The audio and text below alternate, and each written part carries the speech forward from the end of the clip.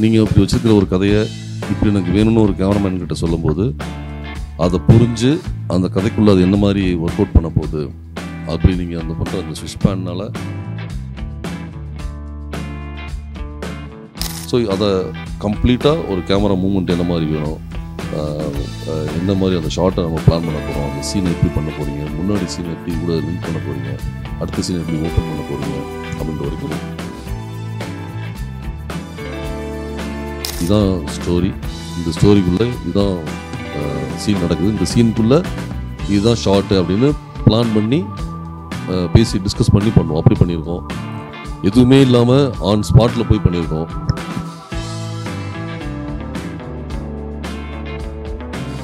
இது வந்து central station வாசல் எடுத்தது.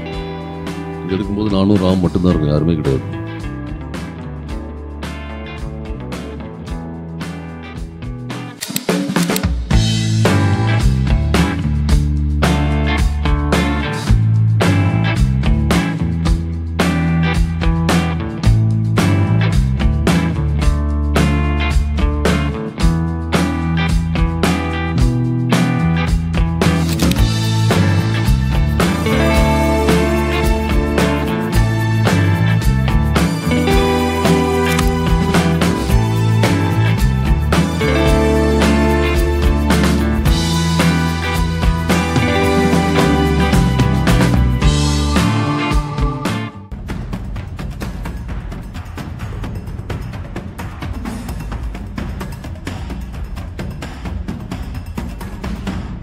கலை மனிதனாக பிறந்த ஒவ்வொருவனும் அள்ளி அள்ளி பருக வேண்டிய அமிர்தமடாது.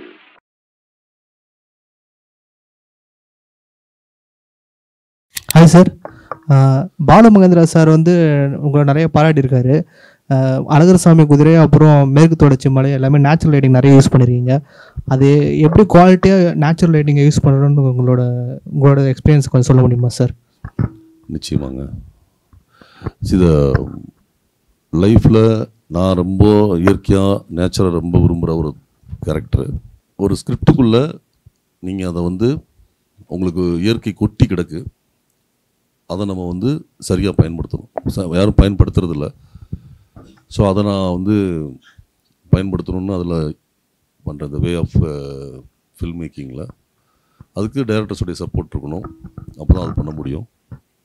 என்னுடைய எல்லா படங்கள்லையும் அதான் நான் பண்ணுவேன். இப்போது கடைசியாக பண்ண வீர தீர சூரன் வரைக்குமே நைட் சீக்வன்ஸ் இல்லாமல் நைட்லேயுமே அந்த நம்ம நேக்டை நைட்டு மோடு தான் இருக்கும். அதில் இருக்கிற ஃப்ளாஷ்பேக் போர்ஷன் எல்லாமே வந்து எல்லாமே நேச்சுரல் லைட்டில் ஷூட் பண்ணால் தான் அது எந்த ஆர்டிஃபிஷியல் லைட்ஸ் எதுவுமே கிடையாது இந்த டே சீக்வன்சஸுக்கு எதுக்குமே.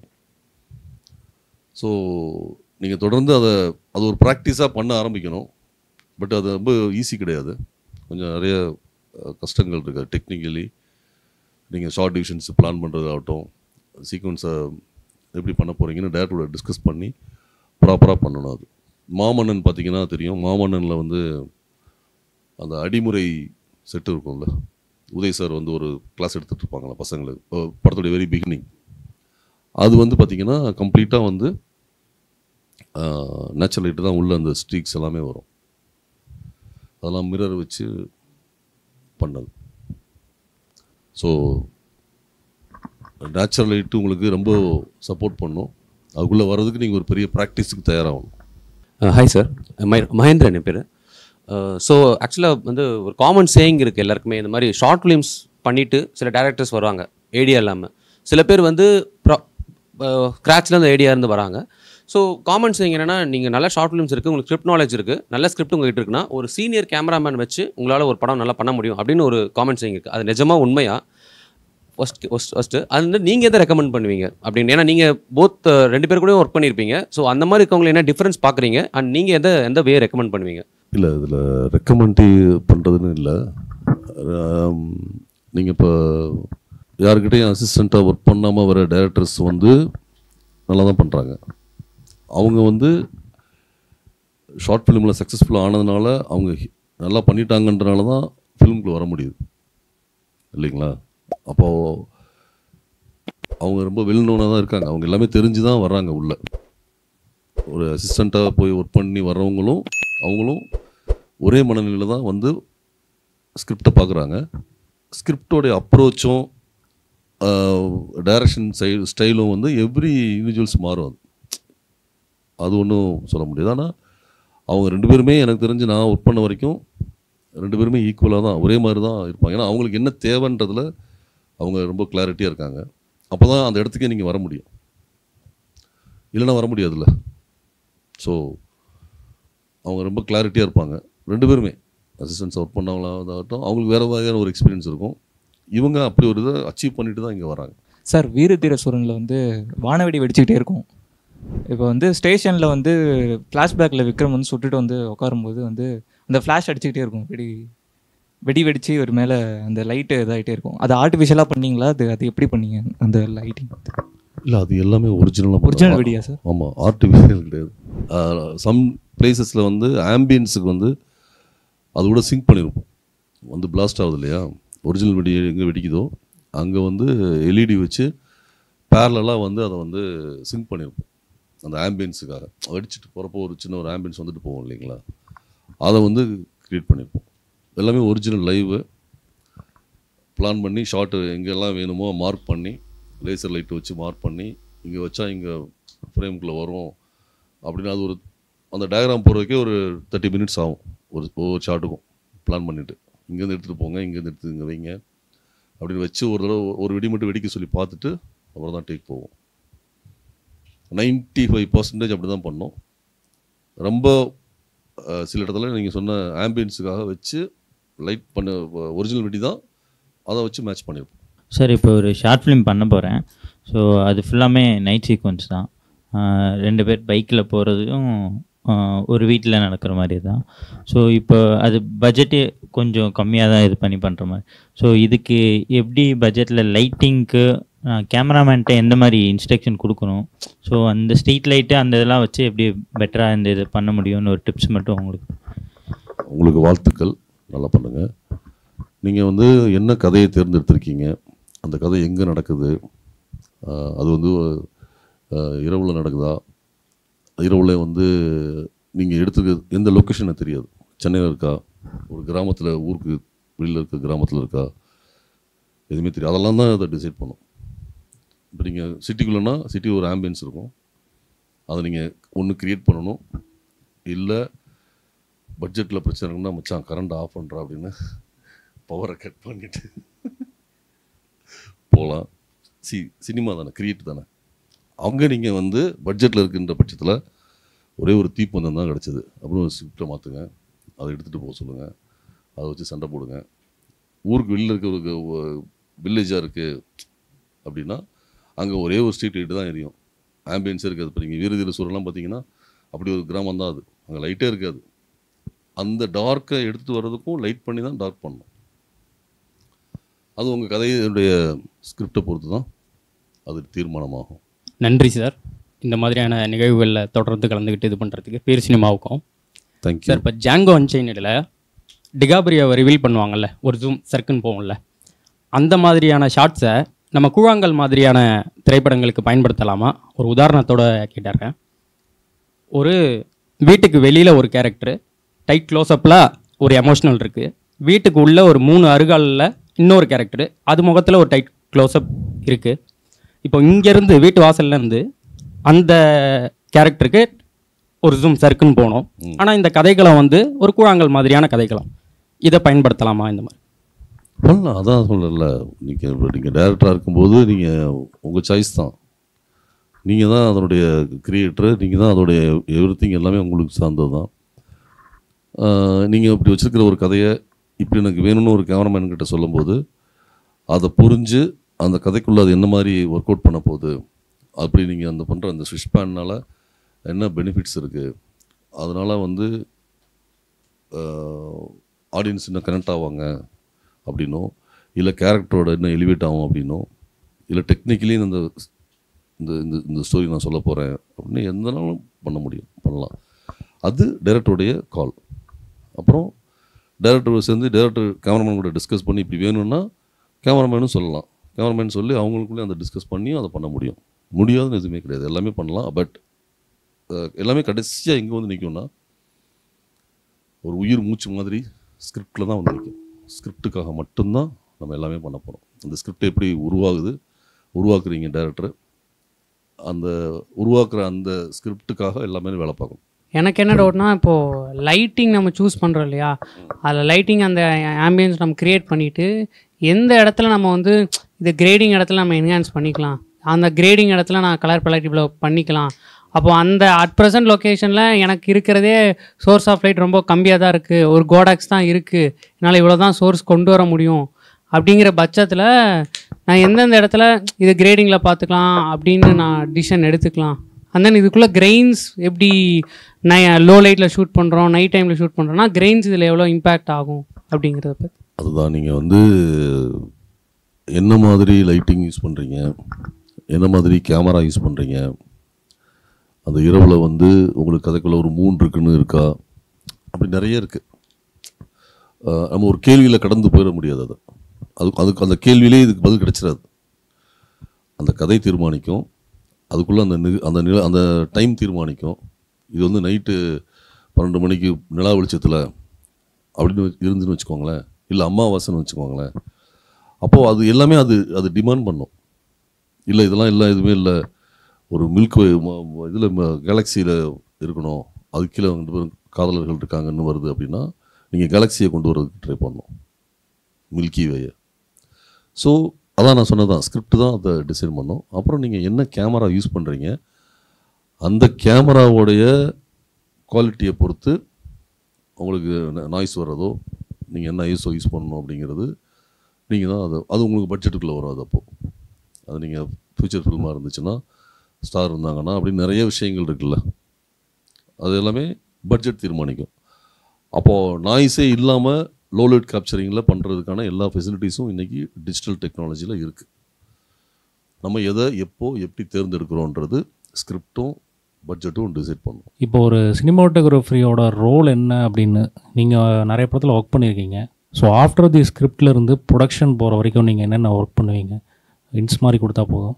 ஆஃப்டர் தி ப்ரொடக்ஷன் நீங்கள் வந்து போஸ்ட் ப்ரொடக்ஷனில் அவங்களோட ரெஸ்பான்சிபிலிட்டிஸ், ஒரு சினிமாட்டோகிராஃபர்னால் இந்த மாதிரி தான் இருக்கணும் அப்படின்னு நீங்கள் உங்களோட ஒர்க்கிங் எக்ஸ்பீரியன்ஸ் சொன்னீங்கன்னா நல்லாயிருக்கும். ஸோ ஸ்கிரிப்ட்லேருந்து ப்ரொடக்ஷன், ஆஃப்டர் தி போஸ்ட் ப்ரொடக்ஷனில் என்னென்ன ஒர்க் பண்ணணும், so what is the responsibility of cinematographer அப்படிங்கிறது தான். அதாவது டைரக்டரோட அந்த ஸ்கிரிப்டை வந்து பேப்பரில் அவங்க எழுதி வச்சுருக்கிறத நீங்கள் லென்ஸில் எடுத்துகிட்டு வர்ற பெரிய ரெஸ்பான்சிபிலிட்டி உங்களுக்கு இருக்குது. அந்த ரெஸ்பான்சிபிலிட்டிக்கு நீங்கள் ஒவ்வொரு காட்சியும் ஒவ்வொரு விஷயத்தையும் படத்தில் என்ன மாதிரி அவர் வரணும்னு எதிர்பார்த்துருக்காரு, எப்படி எழுதியிருக்காருன்றதை அவரோட நீங்கள் டிஸ்கஸ் பண்ணி, இடம் தேடுறதாகட்டும், ஒரு வீடு தேடுறதாகணும், இல்லை வந்து ஒரு அதிகாலையில் தான் இது இருக்கணும் அப்படின்னு அவர் எழுதியிருந்தாருன்னா அதை எந்த இடத்துல போய் தேட போகிறோம் அப்படின்னு அவரோட சேர்ந்து ட்ராவல் பண்ணி அதெல்லாம் பண்ணுறது தான் ப்ரீ ப்ரொடக்ஷன். அதெல்லாத்தையும் நீங்கள் பண்ணி இந்த டோனில் இருக்கணும், இந்த கலர்ஸ் வேணும், இந்த மாதிரி இருக்கணும், அவன் முடி இப்படி வச்சுருக்கணும், கண்ணாடி இப்படி போட்டிருக்கணும் அப்படின்ற வரைக்கும் நீங்கள் டிசைட் பண்ணி அவரோட சேர்ந்து பேசி பண்ணிவிட்டு ஷூட் டைமில் வந்து கம்ப்ளீட்லி ரெஸ்பான்சிபிலிட்டி உங்களுக்கு மட்டும்தான். ஏன்னா டிஐயில் போய் பார்த்துக்கலாம், அங்கே அதெல்லாம் எதுவுமே கிடையாது. ஆன் ஸ்பாட்டில் நீங்கள் எவ்வளோ எடுத்துகிட்டு வரீங்களோ அதுதான் உங்களுடைய திறமை, உங்களுக்கு அந்த ஒரிஜினாலிட்டியும் கிடைக்கும். சின்ன சின்ன விஷயங்கள் போய் போஸ்ட் ப்ரொடக்ஷனில் பார்க்கலாம். ஸோ அதை கம்ப்ளீட்டாக ஒரு கேமரா மூவ்மெண்ட் என்ன மாதிரி வேணும், என்ன மாதிரி அந்த ஷார்ட்டை நம்ம பிளான் பண்ண போகிறோம், அந்த சீனை எப்படி பண்ண போகிறீங்க, முன்னாடி சீனை எப்படி இது கூட லிங்க் பண்ண போகிறீங்க, அடுத்த சீனை எப்படி ஓப்பன் பண்ண போகிறீங்க அப்படின்ற வரைக்கும் ப்ரீ ப்ரொடக்ஷனில் டைரக்டரோட பேசி அதை ஆன் ஸ்பாட்டில் எக்ஸிக்யூட் பண்ணணும். அதுக்கு ப்ரொடக்ஷன் சப்போர்ட் பண்ணணும். திரும்ப போஸ்ட் ப்ரொடக்ஷனில் வந்து நீங்கள் வந்து உங்களுடைய வே ஆஃப் ஒர்க்கில் வந்து ரொம்ப பர்சன்டேஜாக கம்மியாக தான் இருக்கும். கிரேடிங்கில் மட்டும்தான் அவங்க ஒர்க் வந்து ரொம்ப சரியாக நீங்கள் எடுத்து வந்தீங்கன்னா அதுக்கு எடுத்துடாமல் ஃபைனலாக அவுட்டு எடுத்து வர மாதிரி இருக்கும். ப்ரீ ப்ரொடக்ஷனில் தான் நீங்கள் 100% வேலை பார்க்கணும். அதுக்கடுத்து அதுலேருந்து கொஞ்சம் கம்மியாக ப்ரொடக்ஷன் லெவலில் இருக்கும், ஃபைனலாக அப்படி இருக்கும். ஸோ பெரிய ரெஸ்பான்சிபிலிட்டி டைரக்டருக்கு அடுத்து டிஓபிக்கு தான் இருக்குது. அப்புறம் இந்த உலகத்தில் எல்லாரும் எப்படி பார்க்க போகிறாங்க அந்த ஃபில்ம்ன்றதை முதல்ல பார்க்குறது நம்ம தான். ஒரு ஆக்டர் வந்து சினிமாட்டோகிராஃபி பற்றி தெரிஞ்சிருக்கணும் அப்படிங்கிறது பேசிக்கான ஒரு விஷயம். ஸோ கேமரா முன்னாடி தான் நடிக்க போகிறோம் ஒன்று. ஒரு ஆக்டர் வந்து இதெல்லாம் தெரிஞ்சுக்கிட்டு ஸ்பாட்டுக்கு வந்தாங்கன்னா ஹெல்ப்ஃபுல்லாக இருக்கும் அப்படின்னா நீங்கள் என்ன விஷயம் சொல்லுவீங்க? இந்த ஆக்டர்ஸ்க்கு தெரிஞ்சிருக்கணும், டெக்னிக்கலி தெரிஞ்சிருக்கணும், லென்ஸ் தெரிஞ்சிருக்கணும், லென்ஸை அதோடைய வித்து எங்கே இருக்குன்னு தெரிஞ்சிருக்கணும். அது எவ்வளோ தூரம் விஷுவலை இம்பேக்ட் பண்ணுன்றது தெரிஞ்சிருக்கணும். நீங்கள் வைடில் நடிக்கும்போது அதுக்கு என்ன லென்ஸ் யூஸ் பண்ணுறாங்க, அப்போ நீங்கள் எவ்வளோ நடிக்க போகிறீங்க, உங்கள் டிஸ்டன்ஸ் கேமரா எங்கே இருக்குது, அப்போ அதுக்கு என்ன மீட்டரில் நடிக்கணும் அப்படின்னு நிறைய இருக்குது. உங்களோட மூவியில் எந்த ஒரு செட் ஒர்க்கு அதிகமாக விரும்பாத காரணம் என்னன்னு தெரிஞ்சுக்கலாங்க சார்? உங்கள் மூவியில் செட் ஒர்க் எதுவும் விரும்பாத காரணம் என்னன்னு தெரிஞ்சுக்கலாங்களா? செட் ஒர்க் இருக்கு நிறையா இருக்குங்களா? பேரன்பு படம் பார்த்தீங்களா, மம்முட்டி சார் இருக்காங்களா, அந்த குழந்தைய கூட்டிகிட்டு அது செட்டு தான். Okay sir. அந்த வீடு ஃபுல்லாக லேக்கில் செட்டு தான். இல்லை மேக்ஸிமம் அதிகமாக வந்து நேச்சுரல் தான் அதிகமாக இருக்குது. எல்லா படத்துலையுமே இருக்குது. Okay okay sir. மேற்கு தொடர்ச்சி மலை பார்த்தீங்களா? பார்த்துருக்கேன் சார். மேற்கு தொடர்ச்சி மலையில் அந்த ஒரு பாட்டி டீ ஆற்றி கொடுக்குறாங்கல்ல ஃபஸ்ட்டு ஓப்பனிங் சீன், அது செட்டு தான். Okay sir. ஓகே. அழகர் சாமி குதிரை பார்த்தீங்களா, அழகர் சாமி குதிரையை கட்டி போட்டு வச்சு அவனை அடிக்கிறாங்களா, அது செட்டு தான். Okay sir. ஆனால் கோயில் செட்டு தான். Okay sir. அதுக்கடுத்து வந்து மாமன்னன் பார்த்தீங்களா, மாமன்னனில் ஹீரோ உதய் சார் வீடு இருக்குல்ல, அது செட்டு தான். அந்த பன்னி வச்சுருக்காங்களா, அது செட்டு தான். Okay sir. வாழையில் அந்த பையன் இருக்கிற வீடு செட்டு தான். Okay sir. ஓகே. எல்லாமே செட்டு தான். அந்த படத்தில் நண்பகல் நேரத்து மயக்கம் அதில் வந்து மம்முட்டி சார் நடந்து வர ஷாட் ஒன்று இருக்கும். அப்போ கதை ஆரம்பிக்கிறதே வந்து அவர் பஸ்ஸை விட்டு இதுலேயே நடந்து ஆரம்பிப்பார். அதோட ஸ்க்ரீன் டைரக்ஷன் வந்து பார்த்திங்கன்னா லெஃப்ட்லேருந்து ரைட் ஆரம்பித்து கொண்டு போயிருப்பீங்க. கண்டினியூஸாக பார்த்தீங்கன்னா ஒரே மாதிரி, ஏன்னா அந்த கதை என்னென்னா அவர் தன்னை மறந்து அந்த கிராமத்துக்குள்ளே போயிட்டே இருக்காருன்றது அந்த எதுவும் அப்படியே சொல்கிறது மியூசிக் கூட கிடையாது அந்த இடத்துல. எல்லாமே அந்த ஆம்பியன்ஸ் சவுண்டு வச்சு ஒரு வீட்டில் டேப் ரெக்கார்டு ஓடிட்டுருக்கும். டிவி அந்த வீட்டில் கூட அந்த பாட்டி ஒன்று டிவி பார்த்துக்கிட்டே இருப்பாங்க, ஆனால் என்ன பார்க்குறாங்கன்றத காமிச்சிருக்க மாட்டீங்க. அந்த இது வந்து ஸ்க்ரீன் டைரக்ஷன் ஒரே மாதிரி மெயின்டைன் பண்ணுறது இருக்குல்ல சார். ஒரு ஹெட் ஆன் ஷாட் வரும், அப்புறம் திருப்பி ஏன்னா மாற்றி கட் பண்ணிட்டா போன வழியிலே திரும்ப வந்த மாதிரி ஒரு ஃபீல் வரும், தப்பாயிடும். இதை மெயின்டைன் பண்ணுறதுக்கு பர்டிகுலராக அந்த ஃபிலிமில் நீங்கள் என்ன, ஏன்னா கண்டிப்பாக ஒரே நாளில் எடுத்தீங்களா இல்லை அது வேறு நாளில் மேட்ச் பண்ணி எடுத்தீங்களா, அது எப்படி இது ஃபார்மேட் பண்ணீங்க? அது இல்லை, அது பேசினது அது ஒரு டேரக்டர் சொன்னேன் நான். அவர் ஊருக்குள்ளே போகிறாரு, அது பிளான் பண்ணி தான் பண்ணது. இப்படி தான் போகணும் அப்படின்னா உள்ளே போய் நீங்கள் வந்து இப்போ ஜென்ரலாக என்ன இருக்குன்னா ரைட் டு லெஃப்ட் வந்தாங்க, இப்போ லெஃப்ட் ரைட் போனாங்கன்னு என்ட்ரி மாற்றுவோங்களா, ரைட் டு லெஃப்ட் தான் போவாங்க. ஸோ ரைட் டு லெஃப்ட் போகிறாரு அப்படிங்கும்போது ரைட் டு லெஃப்டில் வந்து அவங்க ஒரு விஷயத்துக்குள்ளே போகிறாங்க அப்படிங்கிறத அதுக்கு நீங்கள் கரெக்டாக தான் சொல்கிறீங்க. அதை கீப்பப் பண்ணுறதுக்கு தான் அப்படி பண்ணோம் நாங்கள். அதுக்குள்ளே அதை நீங்கள் பார்க்குற எல்லா ஷார்ட்டையுமே டைரக்டரோட போய் பிளான் பண்ணி இங்கேருந்து இங்கே போகிறாங்க, இங்கே இருக்கணும் அப்படின்னு எல்லாத்தையுமே பிளான் பண்ணி தான் நாங்கள் ஒர்க் அவுட் பண்ணோம். அந்த ஃபில்மில் பார்த்தீங்கன்னா நீங்கள் ஒரு மாடு படுத்துருந்தா கூட ஃபஸ்ட்டு போன உடனே என்ன சொல்லுவோன்னா அந்த மாடு அங்கே படுத்துருக்கணும்னு வச்சுக்கோங்களேன். அது படுக்க வச்சது தான் அது. அதை ஒரு லைவுக்குள்ளே நீங்கள் ஒரு ஃபில்மை எடுத்துகிட்டு வர்றோங்கிறத லைவை நீங்கள் க்ரியேட் பண்ணணும். அதெல்லாம் பண்ணும்போது தான் நீங்கள் சொல்கிற இந்த மூட் எல்லாமே அதுக்குள்ளே பிளண்டாகி வரும். சார், ஒரு சினிமோட்டோகிராஃபரும் அவங்களோட லைக் அசிஸ்டண்ட்டாக செய்கிறதுக்கு எந்த அளவுக்கு சினிமா கேமராவோட நாலேஜ் இருக்கணும், இல்லைனா லைக் ஃபார் எக்ஸாம்பிள் உங்களோட அசிஸ்டண்ட்டாகவே இருக்கட்டும், லைக் நீங்கள் எப்படி செலக்ட் பண்ணுறீங்க like to be assistant for you? Like அந்த சினிமாவை ரசித்து சினிமாவுக்குள்ளே தீவிரமாக வேலை பார்க்குறதுக்கு தயாராக இருந்தால் ஓகே. வந்து எல்லாமே கற்றுக்கிறது தானே, யாருமே வரும்போதே கற்றுட்டு வரதில்ல. பேசிக் தெரிஞ்சுக்கணும். அதுக்கடுத்து நீங்கள் அதுக்குள்ளே என்ன மாதிரி பேஷனாக இருக்கீங்க அண்ட் எவ்வளோ தூரம் டெக்னிக்கலி ஸ்ட்ராங்காக இருக்கீங்க, எவ்வளோ தூரம் டெடிக்கேட்டடாக ஒர்க் பண்ணுறீங்கன்றதை பொறுத்து தான் அது மாறும். ஜென்ரலாக ஒரு கேள்வி, நம்ம எவ்வளோ பெரிய படம் எடுத்தாலும் சின்ன படம் எடுத்தாலும் மக்கள்கிட்ட நம்ம படத்தை முதல்ல போய் சேர்க்கறது போஸ்டர் தான். ஸோ சினிமோட்டோகிராஃபர் போஸ்டரில் எவ்வளோ வேலை பார்க்கணும் சார்? ஒரு போஸ்டர் ரெடி பண்ணுறதுல சினிமோட்டோகிராஃபரோட பங்கு எவ்வளோ இருக்கும்? இது வந்து இப்போ வந்து டைரக்டர்ஸ் வந்து நிறையா அதில் எடுத்து பண்ணுறாங்க. வெரி பிகினிங்கில் ஐ மீன் ஒரு 10 years பேக்லாம் வந்து ஃபோட்டோ ஷூட்னு ஒன்று நடக்கும் தனியாக. ஃபோட்டோ ஷூட்டில் வந்து ஃபஸ்ட் நான் இப்போ சொல்லிடுறேன். இப்போ என்ன பண்ணுறோன்னா ஆன் ஸ்பாட்டில் நிறைய கேட்சியான சில விஷயங்கள்லாம் நம்ம சீன் எடுத்துகிட்டும் வரும். அப்போது இன்ஃபார்ம் பண்ணி டேரக்டரையும் இன்ஃபார்ம் பண்ணி சொல்லி அவங்கள வச்சு ஃபோட்டோகிராஃபர்ஸ் ஸ்டில் ஃபோட்டோகிராஃபர்ஸ் இருப்பாங்க, அவங்கள வச்சு ஷூட் பண்ணுவாங்க ஆன் ஸ்பாட்டில் ஹைலைட்டான விஷயங்கள் எல்லாத்தையும். ஒரு 10 years பேக் என்ன நடந்ததுன்னா ஃபஸ்ட்லேயே வந்து அந்த படத்தோடைய ஹைலைட் பண்ணி அதோடைய ஷூட் பண்ணுவோம், ஃபோட்டோ ஷூட் பண்ணுவோம். அப்படி இது வந்து கட்டுறது தமிழ் இருக்கு இல்லைங்களா, ராமுடைய கட்டுறது தமிழில் இதுதான் ஃபஸ்ட் லுக், இதுதான் ஃபஸ்ட்டு எடுத்தது. இது வந்து சென்ட்ரல் ஸ்டேஷன் வாசலில் எடுத்தது. இது எடுக்கும்போது நானும் ராம் மட்டும்தான் இருக்கும், யாருமே கிடையாது. அவரை வந்து போக சொல்லிட்டு ப்ளூடூத்தில் அவர்கிட்ட பேசிட்டு நடந்து வாங்க அப்படின்னு சொல்லி. இந்த பிக்சர் வந்து செங்கல்பட்டு லேக்கில் எடுத்தது. இது ஒரு 2-3 days பிளான் பண்ணி அதோடைய இந்த ஃபில்ம்லாம் எப்படி இருக்கும், வெண்ணிலா கபடிக்குன்னு ஒரு படம் வந்துச்சு, அது நான் தான் பண்ணேன். இது பண்ணோம். பழனியப்பன் கருப்பழனியப்பனுடைய சிவப்பதிகாரம்னு ஒரு படம் வந்துச்சு, அது நான் தான் பண்ணேன். ஸோ இந்த கேரக்டர்ஸ் எல்லாத்தையும் அங்கே வச்சு இதெல்லாம் இப்படி தான் பண்ணோம்.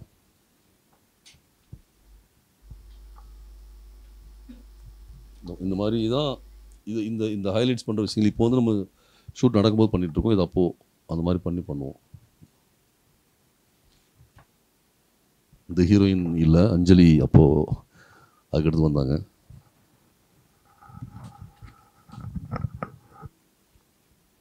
இதெல்லாம் பஸ் உள்ளதே பண்ணி எடுத்தது எல்லாமே.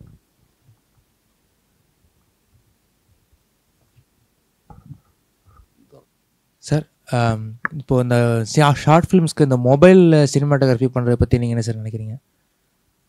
மொபைல்லையா? மொபைல்னா நீங்கள் எந்த மொபைல் யூஸ் பண்ணுறீங்க, அதில் என்ன ஆப்டிகல்ஸ் இருக்குது, அதில் நீங்கள் என்ன மாதிரி, மறுபடியும் நான் சொல்ல வர்றது தான் கண்டென்ட் தான். அந்த கண்டென்ட்டை நீங்கள் மொபைல் கண்டென்ட்டாக இருக்கா, மொபைலில் ஷூட் பண்ணுறதுக்கு அது ஓகேவா அப்படின்னு அது நீங்கள் என்ன கண்டென்ட் வச்சுருக்கீங்க போகிறதுக்கும். பட் ஷூட் பண்ண முடியும். என்ன கேமராவில் ஷூட் பண்ண போகிறீங்க, ஐ மீன் என்ன மொபைலில் ஷூட் பண்ண போகிறீங்க அப்படின்றது. அப்புறம் எந்த டைமில் ஷூட் பண்ண போகிறீங்க, அதுக்கு நீங்கள் நிறைய ரெடி ஆகணும். நைட்னா வேறு மாதிரி ஒர்க் பண்ணணும், டேலையும் வேறு மாதிரி ஒர்க் பண்ணணும். எல்லாமே பாசிபிள் தான். ஹாய் சார், என் பேர் பிரவீன். உங்களோட பெரிய ஃபேன் சார். தேங்க்யூ. அடிக்கடி உங்களுக்கு இன்ஸ்டாகிராம்லலாம் மெசேஜ் பண்ணுவேன் சார். பேசிக்காக நான் ஒரு ஃபோர் கொஸ்டின்ஸ் வச்சுருக்கேன். 4மே கேட்டுடுறேன், நீங்கள் எது வேணால் ஆன்சர் பண்ணுங்க சார். உங்கள் ஷெடியூல்ஸ்லாம் நீங்கள் பேசிக்காக எப்படி சார் பிளான் பண்ணுவீங்க? லைக் நீங்கள் பண்ணுறது எல்லாமே பெரிய படம் எதுவுமே ஒரே ஸ்ட்ரெச்சில் நடக்காது. ஸோ ஒரு பெரிய படம் நடந்துகிட்டு இருக்கும்போது நெக்ஸ்ட் படத்துக்கு கமிட் ஆகிறது நீங்கள் எப்படி கமிட் ஆவீங்க, அது கிளாஷ் ஆகும்போது எப்படி பிளான் பண்ணுவீங்கன்றது. செகண்ட் கொஸ்டின், பேசிக்காக எங்களுக்கெலாம் இன்ஸ்பிரேஷன் வேணும்னும் போது நாங்கள் உங்கள் வீடியோஸ்லாம் நிறைய பார்ப்போம். ஸோ நீங்கள் இன்ஸ்பிரேஷன்ஸ்லாம் எங்கேருந்து எடுத்துப்பீங்கன்றது சார். அப்புறம் தேர்டு, ஒரு படம் ஸ்டார்ட் ஆகும்போது உங்களோட light choices, diffusion and filter சாய்ஸஸ்லாம் நீங்கள் எப்படி டிசைட் பண்ணுவீங்கன்றது sir. Last question, staging planning வந்து உங்கள் சைட்லேருந்து ஃபஸ்ட்டு வருமா இல்லை டேரக்டர் சைட்லேருந்து ஃபஸ்ட்டு வருமா? ஸோ அப்போது ஏதாவது கான்ஃப்ளிக் க்ரியேட் ஆச்சுன்னா அந்த கான்ஃப்ளிக் நீங்கள் எப்படி ஹேண்டில் பண்ணுவீங்க? இது 4 மட்டும்தான் சார். ஃபஸ்ட்டு என்ன கேட்டீங்க, மறந்துடுச்சு. ஷெடியூலிங் கிளாஷ் ஆனால் எப்படி? அது நிறைய படங்கள் நான் மிஸ் பண்ணியிருக்கேன். பேரலாக சம்டைம்ஸ் பேரலாக நடக்கும். கர்ணன் அண்டு பேச்சுலர் பேரலாக ஷூட் பண்ணோம். நண்பகல் நேரத்து மயக்கம், மாமன்னன் பேரலாக பண்ணேன். தரமணி, மேற்கு தொடர்ச்சி மலை பேரலாக பண்ணேன். அது வந்து சம்டைம்ஸ் இருக்கும். நிறைய படங்கள் அதனால் மிஸ் ஆகிருக்கு. நெக்ஸ்ட் கொஸ்டின் வந்து இன்ஸ்பிரேஷன் வந்து லைஃப்பில் இருந்தான். நிறைய நான் வந்து ட்ராவல் பண்ணியிருக்கேன், நிறைய ட்ராவல் பண்ணுவேன், இதுக்கு முன்னாடி பண்ணியிருக்கேன். அந்த ட்ராவலிங்கில் நிறைய அப்சர்வேஷன், நிறைய கேப்சரிங்ஸ், நிறைய ஃபோட்டோகிராஃப்ஸ் எடுப்பேன். ஒரு இடத்துக்கு அப்படி சும்மா ரேண்டமாக கடந்து போக மாட்டேன். சும்மாவாவது போய் எங்கேயோ நின்று பார்த்துட்டே இருப்பேன் ஆட்களை, அவங்களுடைய பிஹேவியர்ஸு என்ன பண்ணுறாங்க அப்படின்னு. அந்த அப்சர்வேஷன் ரொம்ப இருக்கும் எனக்கு. நிறைய அப்சர்வ் பண்ணுவேன். அதுலேருந்து தான் எனக்கு இன்ஸ்பிரேஷன் கிடைக்கும். ஃபில்டர்ஸ், லைட்ஸ்லாம் ஸ்கிரிப்ட், என்ன ஸ்கிரிப்ட் பண்ணுறோம், அந்த ஸ்கிரிப்டுக்குள்ளே என்னெல்லாம் இருக்குது அப்படின்னு நம்மளுக்கு வரும்போது அது எப்படி ஸ்கிரிப்டுன்னு சொல்கிறீங்கன்னு உங்களுக்கு தோணலாம். இப்போது உதாரணத்துக்கு ஒரு படத்தை சொல்கிறேன் நான். பேச்சுலர் எடுத்திங்கன்னா, பேச்சுலர் ஃபில்ம் வந்து அந்த 2 பேரும் லிவிங் டுகெதராக இருக்காங்கல்ல, அந்த வீடு வந்து அப்படி ஒரு வீடு வேணும். அந்த சீக்வன்ஸ் எதுவுமே லைட்ஸே கிடையாது, வித்தவுட் லைட்ஸ். எக்ஸ்பெஷலி அவங்க அந்த லிவிங் பேச்சுலரில் இருக்கிற அந்த போர்ஷன் கம்ப்ளீட்லி ஒரு லைட்டு கூட கிடையாது. அப்படி தான் அது வந்து டிமாண்ட் பண்ணோம். இந்த மாதிரி நடக்கும் ஒவ்வொரு டைமிங்கில். அண்ட் 4th கொஸ்டின், ஸ்டேஜிங் வந்து கம்ப்ளீட்லி டைரக்டருடைய நாலேஜ். ஒவ்வொரு படத்துக்கும் மாறும். ஒவ்வொரு படத்துலையும் ஒவ்வொரு டைரக்டர்ஸும் ஒவ்வொரு விதமாக இருப்பாங்க. நம்ம இது சில விஷயங்கள் நம்ம சொல்லலாம், சில இதில் வந்து அவங்க எல்லாமே ரெடியாக வச்சுருப்பாங்க. கான்ஃப்ளிக்ட் அங்கே வரவே வராது. அவங்க என்ன டிமாண்ட் பண்ணுறாங்கன்றத சினிமாட்டோகிராஃபராக என்ன நம்ம பண்ண முடியும், அவங்க வச்சுக்கிறது பெட்டராக இருந்துச்சுன்னா அதிலே போயிடுவோம். அதர்வைஸ் இல்லைனா இப்படி பண்ணால் நல்லாயிருக்கும் அப்படின்னு நம்ம ஒரு இன்புட் கொடுப்போம். அதை அவங்க அக்செப்ட் பண்ணாங்கன்னா போயிடும். மேக்ஸிமம் அப்படி சொல்லும்போது அவங்க அக்செப்ட் பண்ணுவாங்க. நான் சொல்லிடலாம் அப்படி தான் நடந்திருக்கு. எனக்கு அப்படி கான்ஃப்ளிக்டாக ஒரு எந்த படத்துலையும் வந்ததில்லை, இனிமேல் எந்த படத்துலையும் வரவும் செய்யாது. அங்கே தான் அந்த ஸ்கிரிப்ட் நாலேஜை புரிஞ்சுக்கணும், டைரக்டரை புரிஞ்சுக்கணும். அதான் பாயிண்ட். சார் இது ரெக்கி முடிச்ச அப்புறம் அந்த லொக்கேஷன் பிக்சர்ஸ்லாம் எடுத்துருவாங்க. ஸோ அதுக்கப்புறம் வந்து நீங்கள் டேரக்டரோட உட்காந்து இந்த ஷார்ட் டிவிஷன் பண்ணுற ஸ்டேஜ்லேயே அந்த அதுக்கப்புறம் தான் ஸ்டோரி போர்ட் பண்ணுவீங்களா? 2 பேரும் உட்காந்து அதை பண்ணுவீங்களா? ஆமாம். என்ன ப்ரொசீஜர்? அது அங்கேயே அந்த ஸ்டேஜிங் அண்ட் பிளாக்கிங்லாம் ஃபிக்ஸ் பண்ணிடுவீங்களா ஸ்டோரி போர்ட்லேயே? அதுதான் சொன்னேன்ல, ஒவ்வொரு டேரக்டருடைய மாறும் அது. சில பேர் வந்து இல்லை அங்கே போய் ஸ்பாட்டில் பார்த்துக்கலான்னு சொல்லுவாங்க. சில டேரக்டர்ஸ் வந்து பக்காவாக பேசி இதான் ஸ்டோரி, இந்த ஸ்டோரிக்குள்ளே இதுதான் சீன் நடக்குது, இந்த சீனுக்குள்ளே இதுதான் ஷார்ட்டு அப்படின்னு பிளான் பண்ணி பேசி டிஸ்கஸ் பண்ணி பண்ணுவோம். அப்படி பண்ணியிருக்கோம். எதுவுமே இல்லாமல் ஆன் ஸ்பாட்டில் போய் பண்ணியிருக்கோம். அப்படி ஒவ்வொரு டேரக்டருக்கும் வேறுபடும். ராம் டேரக்டர் இருக்கார் இல்லைங்களா, ஸ்பாட்டில் போய் தான் டிசைடே பண்ணுவார். ஸோ அந்த மாதிரி நிறைய இருக்குது. விதவிதமாக எல்லாத்துக்குமே ஆஸ் எ டிஓபியாக நீங்கள் தயாராக இருக்கணும். ஸ்டோரி டிஸ்கஷனில் இருந்து பண்ணுறதுக்கும், ஷார்ட் டிவிஷன்ஸ் பேசுகிறதுக்கும், இல்லை ஆன் ஸ்பாட்டில் போய் தான் பண்ணுவோம், இல்லை இது கேண்டிடாக பண்ணணும், இது கொரில்லா ஃபில்ம் மேக்கிங்கு அப்படின்னு எல்லாத்துக்குமே நீங்கள் தயாராக இருந்தீங்கன்னா உங்களால் நல்ல நல்ல படங்கள் பண்ண முடியும் நம்புகிறேன். அதுக்கு தான் நான் சொல்ல வரேன், நீங்கள் எல்லாத்துக்குமே தயாராக இருக்கணும். ஆஸ் எ சினிமாட்டோகிராஃபராக நீங்கள் ஒரு கதையை உள்வாங்கிட்டு அதை நம்ம எப்படி கொண்டு வர போகிறோம் ஃபில்மில், ஸ்க்ரீனில் அப்படின்றதான் நம்முடைய ரெஸ்பான்சிபிலிட்டி. அப்போது ஒவ்வொருத்தரும் ஒவ்வொரு விதமாக இருப்பாங்க. நீங்கள் எப்படி அடாப்ட் ஆகிறீங்க, நீங்கள் எப்படி அதில் பெஸ்ட்டாக எடுத்து வரீங்க அப்படின்றது உங்களுடைய டேலண்ட். ஹாய் சார், வீரதீரசூரனில் அந்த மேரேஜ் அந்த ஒரு ரூம்குள்ளே ஒரு நடக்கும்ல சார். ஸோ அது ரொம்ப ஒரு குட்டி ரூம் அண்ட் அதில் 4 ஆர்டிஸ்ட், ப்ராப்ஸ் இருக்கும் அண்ட் இது இல்லாமல் உங்களோட எக்யூப்மெண்ட்ஸும் இருக்கும்.